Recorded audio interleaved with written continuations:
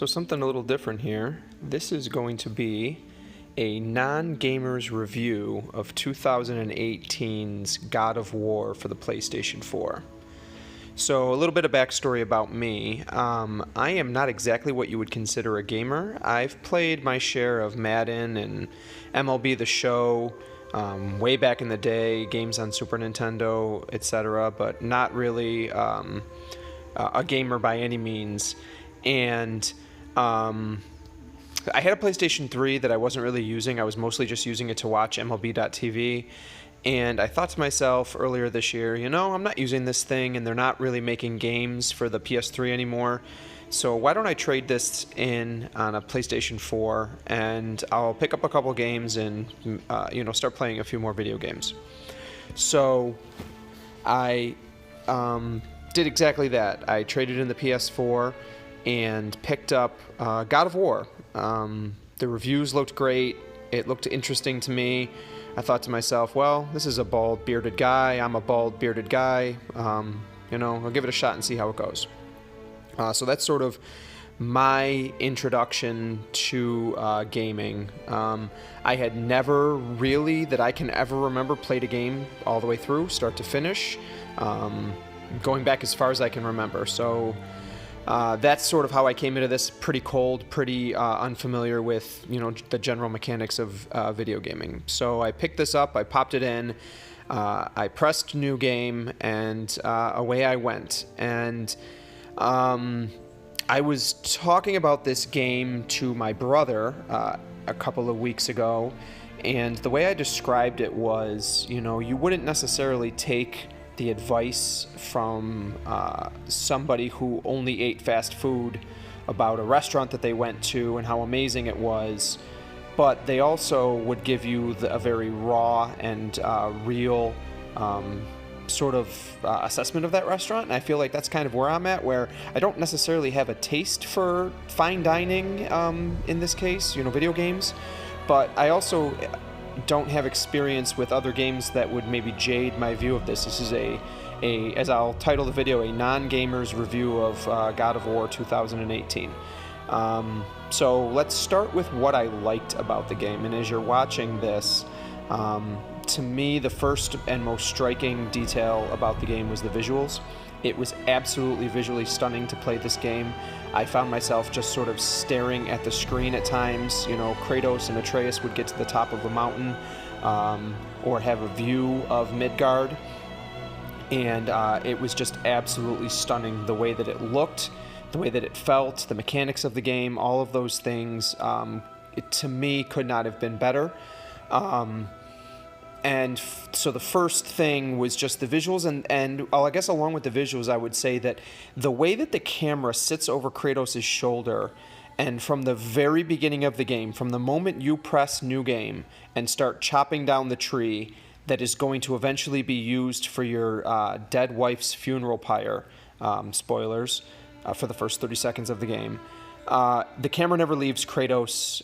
It follows you the whole way, and what it does is you really find yourself as a player drawn into this story because of the way the visual storytelling of the single shot camera really gives you this perspective and makes you feel like you're a part, you're experiencing everything that the characters are experiencing, and it's really powerful. Along with the visuals, I would say sort of the gameplay mechanics and specifically the combat were fantastic. I mean, I'm coming at this raw, having not played a lot of video games, and I found the mechanics of combat to be pretty easy to pick up and a lot of fun. There is nothing that I've done in a long time that is as satisfying as throwing that Leviathan axe and having it come back and snap into your hand. And have the controller shake in my hands as I'm retrieving the axe, because it's got sort of this Mjolnir, Thor's hammer, you throw it and it comes back to you effect that was just absolutely fantastic.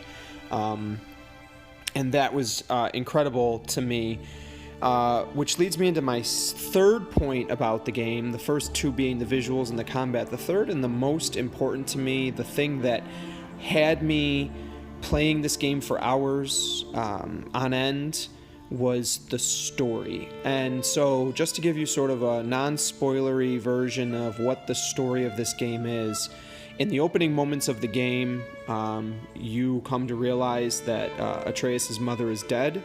Kratos' wife, I don't know if they were married or not, but Atreus' mother, as she's referred to in the game, is dead, and her dying wish was to have her ashes spread atop the highest mountain in Midgard. So the game takes place in Midgard, which is the realm of men in Norse mythology. I had never played any of the other God of War games. I'm vaguely aware of them now, given some of the backstory that's in this game and some stuff that I read. But essentially, Kratos was a Spartan soldier who essentially went to war with the pantheon of Greek gods over the course of the first 3 games, and has found himself in Midgard, sort of hiding out, and the game will sort of get into why and how all of that goes on. And so Atreus' mother is dead. He's mourning that loss, and Kratos is kind of dealing with having to be a parent for the first time. You almost get the impression that Atreus had spent a lot of his time with his mother and not a lot of time with his father. And I have to say, I mean, if you've seen the movie Logan, there's a lot of aspects to the story that are somewhat similar. This sort of reluctant father character learning to become a father. And I'll be honest with you, at the beginning, I found Kratos' parenting to be a little off-putting. It's just, I have an 11-year-old daughter, sort of similar in age to Atreus, and he's very standoffish with him, he's very reserved with him, and it was a little off-putting at first. But then as the story progresses, you come to learn why he is treating Atreus that way, and most of it comes out of fear of what he's trying to prevent Atreus from having to experience that he went through. And as the story progresses, you just find yourself drawn into this incredible story of a father and a son on this mission to say goodbye to his mother, essentially. And as things progress, the story just gets increasingly sort of complex. And I found myself, as a first-time gamer, I played through the game, I don't know, maybe 40 hours or so, but I would say that half of that time or more was spent just sort of exploring and taking on the side quests, improving my skills, sort of trying to explore as much as I could around Midgard and into the other realms that you visit throughout the course of the game, and then into the after game, which I'll talk about more in a second. So for me, the 3 sort of standout aspects of the game were the visuals, which were just absolutely stunning. The most beautiful game I've ever played, and obviously go back to what I said at the beginning as sort of an understanding of what that means or doesn't mean. The combat, the fun aspect of improving the combat skills, both of Kratos and Atreus, as he progresses as well. And then for me, the strongest aspect was the mythology, the story that goes into it. I was given for my birthday Neil Gaiman's Norse mythology book that I've been reading, and I'm also a huge Marvel movie fan, and so seeing this take on Norse mythology was just absolutely fascinating. And you encounter a storyteller in the game who will tell you stories about the characters and about Norse mythology as you travel around on the boat. And I found myself, the stories will stop when you get to a boat dock, and I found myself sitting in the boat and waiting for him to finish those stories, because the mythology was just so fascinating to me as a history teacher and as someone who's always been sort of fascinated by various mythologies.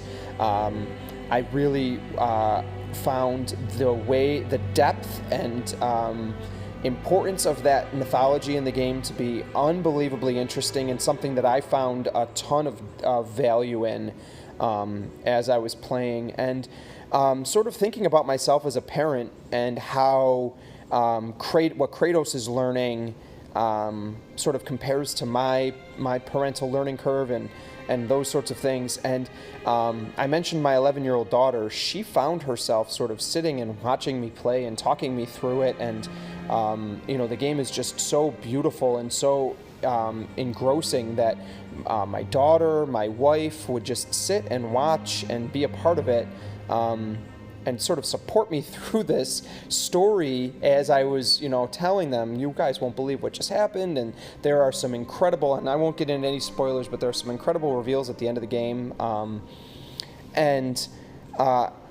At the end of the game, I get to essentially the credits. The game is over. I have accomplished my goal, and I was in tears. I was moved to tears by the end of this game, and I mean, as a guy that cries all the time, that may not mean much, but the story was emotionally moving from start to finish.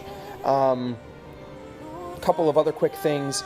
As far as the learning curve goes, I picked it up. I'm not a gamer. I picked it up pretty quickly, and by the end of it, felt pretty confident. I'll talk about what sort of happens after the game in a second. The single-shot camera to me just absolutely was fantastic, and I love the third-person camera. I'm not a fan of first-person games. I just struggle to see sort of what's going on. I've picked up a few other games, and I'll talk about some of the games that I've been playing and what I'm planning on playing next at the end here. So I finished the game, and after the game is over, there's various stuff you can do. You can go to other realms to improve your armor and various trials, and there are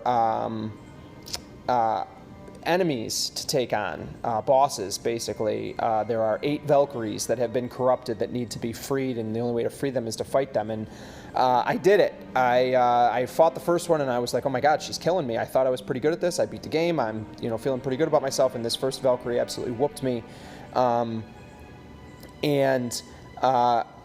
I got better, and I practiced, and I watched a lot of YouTube videos, and I ultimately beat all 8 of them, the last few with relative ease. And when you've defeated all 8 of them, you unlock the Valkyrie Queen, and holy cow, I thought I was pretty good, and she absolutely embarrassed me. And when you get beat, she does this throat-stomping, neck-snapping thing with her boot that was very humbling, and it took a ton of time and practice, and the aid of my daughter helping me to ultimately defeat her, but I did beat her, which was awesome. And one of the really cool things is it looks like on August 20th, Sony Santa Monica, who produced the game, is releasing what's called New Game Plus, which is some additional after-game stuff where you can continue to improve your character, which is awesome, so I'm looking forward to checking that out.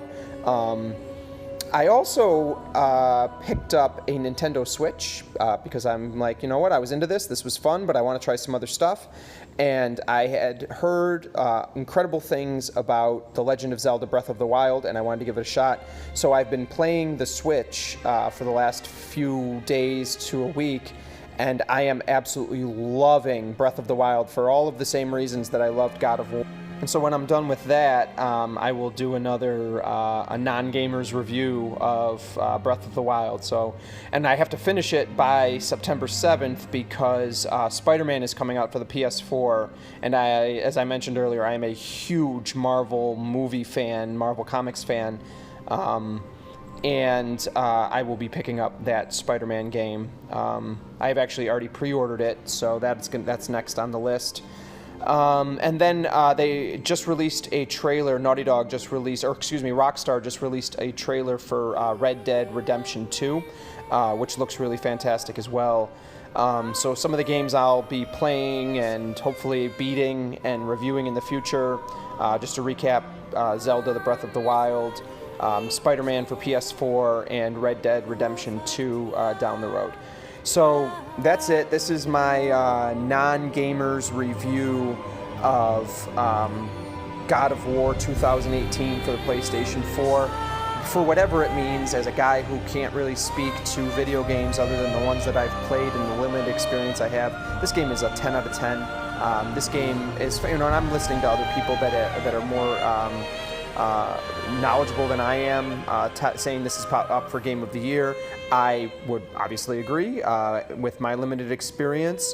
And if you are, like me, a non-gamer, somebody who's just starting to pick up video games, and you're looking at this game going, well, I never played any of the other God of Wars, or I'm worried about being able to do it, I'm telling you that I picked it up. I'm a 35-year-old parent, dad, teacher, and I was able to pick this game up and play it and beat it and enjoy it. And it was thoroughly enjoyable, and it's a huge 2 thumbs up, 10 out of 10. Looking forward to playing more of it. Still, even though I'm into Breath of the Wild now, thinking about it and looking forward to additional content and the stuff that I did after the game was over, whether it was fighting and defeating the Valkyries, searching out those other realms. There's even a post-credit scene, sort of a Marvel-style post-credit scene when the game is over, so I would recommend following Atreus' suggestion at the end of the game, because you won't be disappointed, especially if you are a Marvel fan. It's just been, it was just a really incredible sort of moving, powerful experience that I did not expect to have playing a video game, and you know, it's a thing that I'm going to be doing more of and going to continue because it was enjoyable, and it's a nice way to sort of just have some downtime. And it's something that my daughter's into now. We've been playing games on the Switch together, which is one of the cool aspects of the Switch, is sort of that family fun that you can have with it. So that's it. That's my non-gamers review of God of War 2018 for the PS4. Pick it up. Feel free to like, comment, and subscribe. And if you want more of these videos, let me know. That's it. Adios.